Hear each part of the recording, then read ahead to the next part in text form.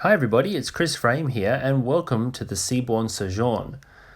She was in Fremantle in Western Australia on the 27th of December 2018 and we were fortunate enough to go aboard and do a tour of this fantastic ship, and so I thought I'd share with you some of the imagery and photos from that tour. Being just after Christmas, the ship was decorated in a Christmas theme, and so there's some beautiful Christmas decorations throughout the ship. So let's start with the suites. The ship's accommodation is all suites, and 95% of them have balconies. This is one of the balcony suites on board the ship, and you can see it has a sleeping area, it has a sitting area, there's a small bar, and also a balcony. Each of the suites or cabins has a large bathroom as well. This particular one had a bath and a separate shower, and they all have a walk-in robe. Now you can see some of the fittings and fixtures here, including the large mirror, the TV, a welcome card welcoming the passengers to their room, and a bottle of champagne.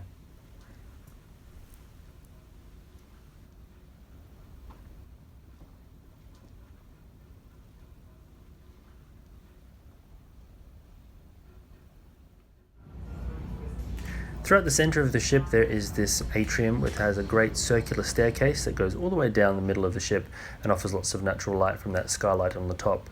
We'll now head to the top of the ship, and this is the observation lounge.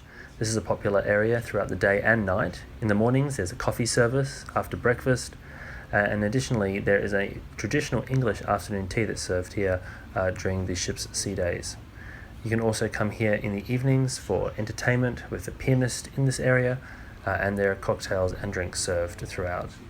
The drinks on Seabourn are included in the package or in your cruise holiday, and so with the exception of the most expensive of spirits and wines, you can choose whatever you like from the ship's menu and get it delivered to you at your table or in your cabin. In front of the observation lounge we have a beautiful view here over the front of the ship, and you can see her alongside at Fremantle Harbour.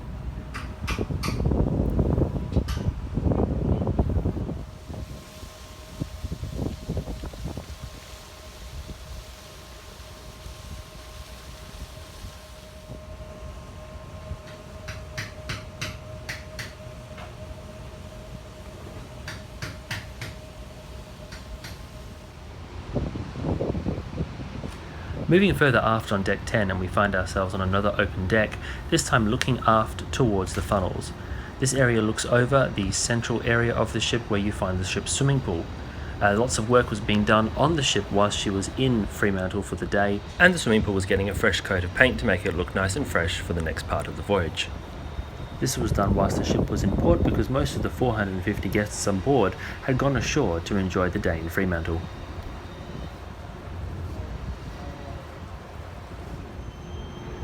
One deck lower and we find ourselves at the Sky Bar.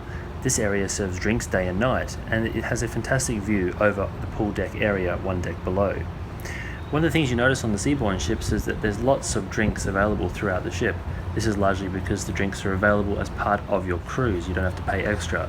And so you often find areas like the Sky Bar where there are cold and chilled bottles of water and soft drinks waiting for you to help yourself.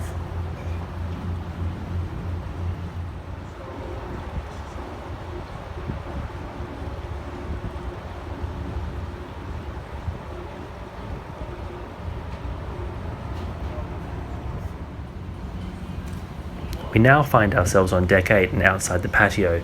It's a popular outdoor eatery venue on board the ship.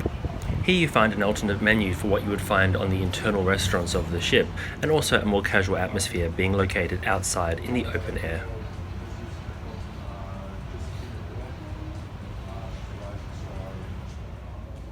Moving back inside, and we're now standing at the top of the atrium, and I was really impressed with how the atrium looked from all different angles and all different decks.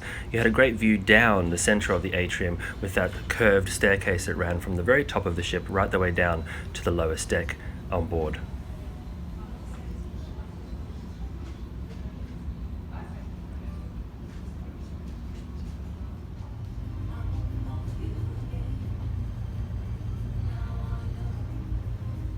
We're now in The Grill by Thomas Keller. This restaurant is operated by American celebrity chef Thomas Keller and has an extremely unique menu compared to the other venues on board the ship. It's an American-style grill and has a very high reputation and is a popular location for passengers. You are encouraged, however, to make reservations. Although there is no tariff for using this restaurant, it is extremely popular and so you would need to book in advance.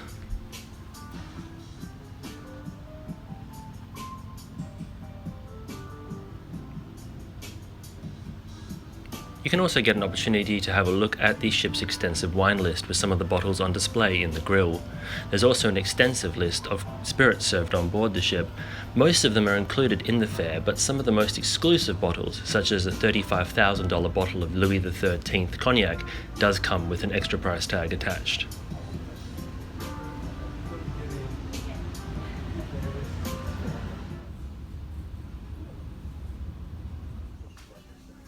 We now find ourselves in the Colonnade, another dining venue on board.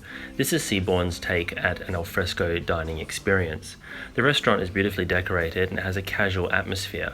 It offers large tables for groups all the way through to tables for two if couples wish to dine alone. The restaurant has a varied menu, including vegetarian and vegan options, and there are plenty of large windows to give you a wonderful view of the ocean.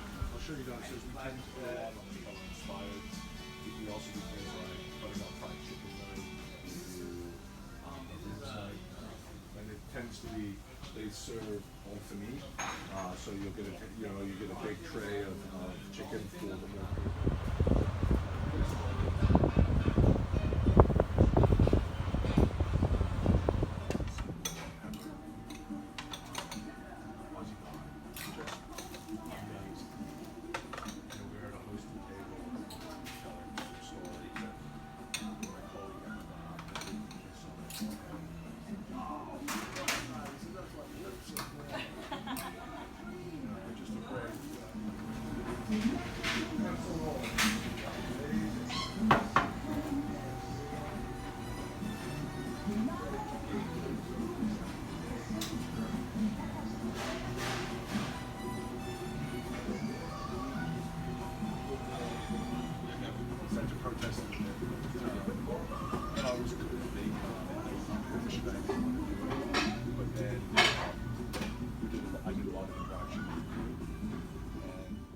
The next stop on our tour is the card room. This is a popular venue when the ship is at sea. Passengers enjoy playing cards here with the wonderful views out the windows of the ocean going by as the ship makes its way from port to port.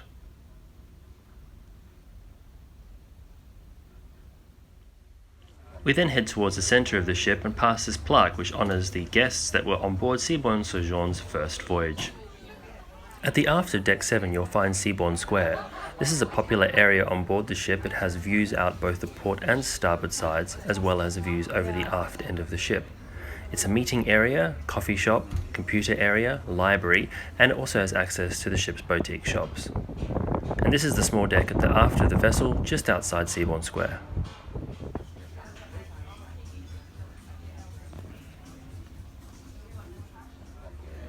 And of course the barista coffee is extremely popular on board the ship.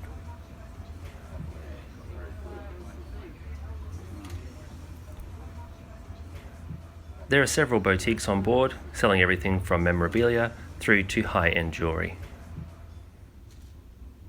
We then move to the Grand Salon, which is the ship's main theatre. This is located at the aft end of the vessel and is more of a cabaret-style theatre setup. This is the area where you'll find the evening shows.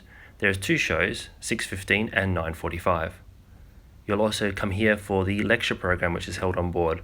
Seabourn has a very well-adapted lecture program which is customized for each of the different voyages that the ships go on.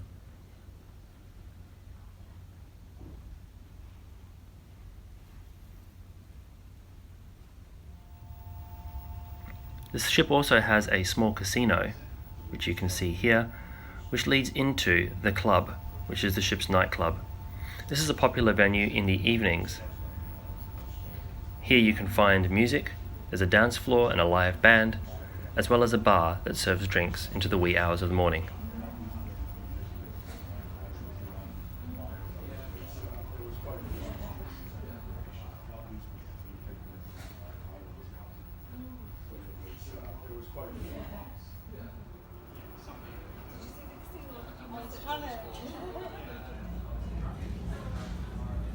So having left the club, we've descended down to deck 4 using that central staircase.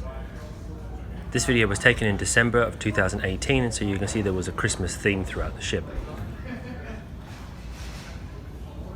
This area here leads into the ship's main dining room, which is simply called the restaurant. It has a spectacular decor and seating for all 450 guests on board the ship. It's an open seating arrangement and no reservations are required. There are tables for 2, 4, 6 and 8, but if you make arrangements prior to entering the dining room, you could have a larger table organised for you for large groups.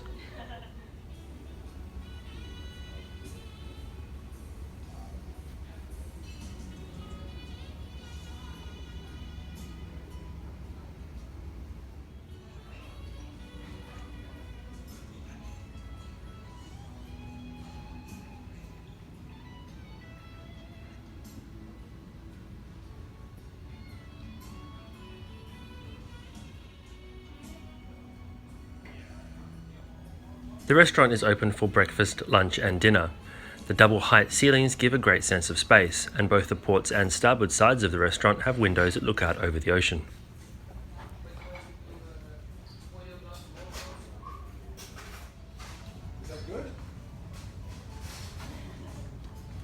So that concludes our tour of the Seabourn Sojourn.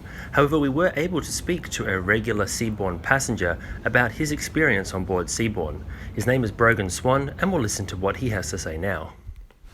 The Seabourn ship for me is the destination of choice. I absolutely love the entire onboard experience that is offered by Seabourn.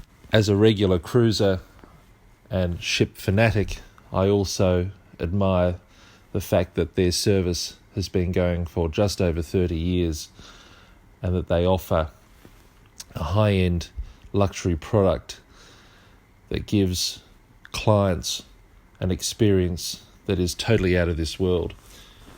The staff is what makes the experience absolutely incredible. Many thanks to regular Seabourn cruiser Brogan Swan for his perspective. So that was our tour of the Seabourn Sojourn. Let us know what you think in the comments below. If you liked the video, don't forget to give it a thumbs up and please share it with your other cruising enthusiast friends. Until next time, see you on board.